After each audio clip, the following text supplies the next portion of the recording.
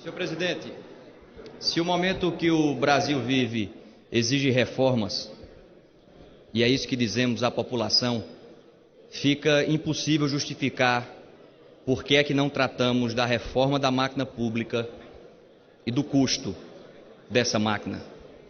Se o remédio é amargo, mas é preciso tomá-lo, fica difícil compreender por que é que o trabalhador rural tem que tomar esse remédio e o político não.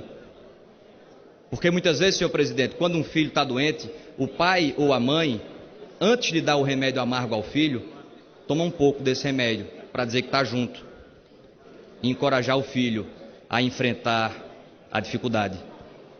A diferença no nosso caso, nessa nossa insistência de não tratar da reforma da máquina pública, são duas. Primeiro é que o pai toma o remédio estando saudável. E a principal doença está aqui. Depois, é que não é o povo que tem que obedecer aos políticos. Somos nós, políticos, que precisamos obedecer ao povo. E aí a gente vai dando sinais à população que não vai ser tratado isso, da reforma da máquina pública, e a população não aceita mais. E aí a gente vai achando que o tempo que vai resolver e acalmar o país, e não vai acalmar. A gente precisa tratar de temas que beiram a obviedade da exigência da população para que a gente dê uma resposta. Falar do auxílio moradia. Auxílio moradia, senhor presidente, deve existir para quem não tem onde morar. Auxílio alimentação deve existir para quem não tem o que comer. E a gente tem uma máquina pública inchada, agigantada, repleta de espaços como esses, e não vamos dizer que é só a classe política, vamos avançar no poder judiciário, vamos avançar em todos os espaços da máquina pública para acabar com essas distorções. Não dá mais para juiz no Brasil receber auxílio moradia. Está errado. Todos nós sabemos que está errado. Não, mas é uma compensação. A gente não está mais em tempo de ter compensação.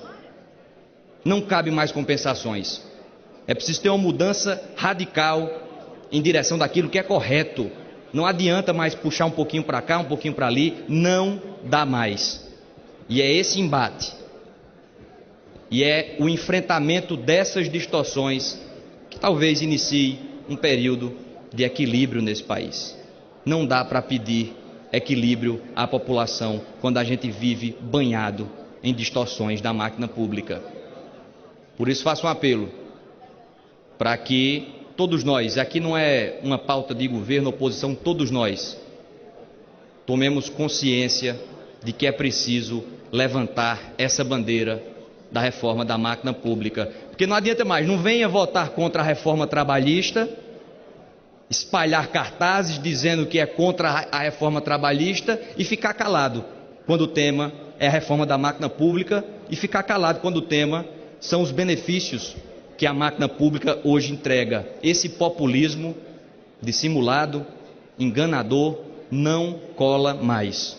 É preciso enfrentar essas obviedades. E isso traria um novo debate sobre o que deve ser o nosso Estado. O equipamento, o Estado, a máquina pública como um todo. Isso cabe correções que se multiplicam. Portanto, não dá mais para ficar achando que essa pauta não existe e que essa pauta não é prioritária. Existem vários espaços que nós precisamos enfrentar com requerimento de urgência. Requerimento de urgência nisso, votação de urgência nisso, debate intensivo nisso. Parar 15 dias daqui para falar sobre a reforma da máquina pública, aí sim voltar a se reconectar com a população. Porque existem muitas distorções, sinais que a nossa sociedade precisa avançar. Um ministro do Supremo, com toda franqueza, um ministro do Supremo não precisa de alguém que puxe a sua cadeira para que ele se sente. Ah, mas é só um gesto. Isso não é só um gesto. Isso não é só um gesto. Isso é um símbolo de uma sociedade que ainda não avançou. Precisa que alguém puxe a cadeira, um sujeito que não tem condições de se locomover. Um tetraplégico, um paraplégico. Aí sim, mas um ministro do Supremo não. São esses sinais, é essa nova simbologia É essa nova linguagem que o povo brasileiro está sedento para que a gente traga para esta casa. E isso está cada vez mais óbvio. Isso está cada vez mais claro. E cada vez mais óbvio e claro que a população não vai se contentar com o tempo, o passar do tempo. As coisas não vão se acalmar enquanto a gente não compreender a quadra democrática que o país vive. Faço esse apelo para essa casa. Senhores deputados, senhoras deputadas, essa é uma das contrapartidas mais óbvias que o projeto traz.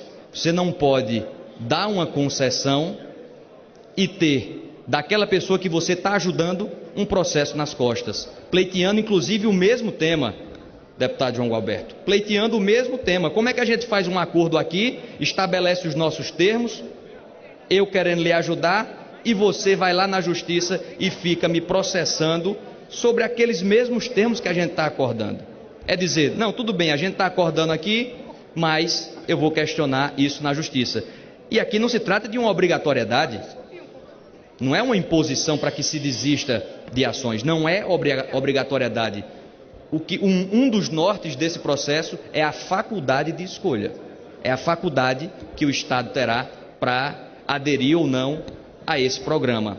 Portanto, é preciso haver sim contrapartidas e é preciso aprovar esse destaque. O PSDB orienta sim com a convicção que a nossa federação tem outros estados que também precisam desse amparo. E se não houver contrapartidas, não faz sentido aprovar essa matéria.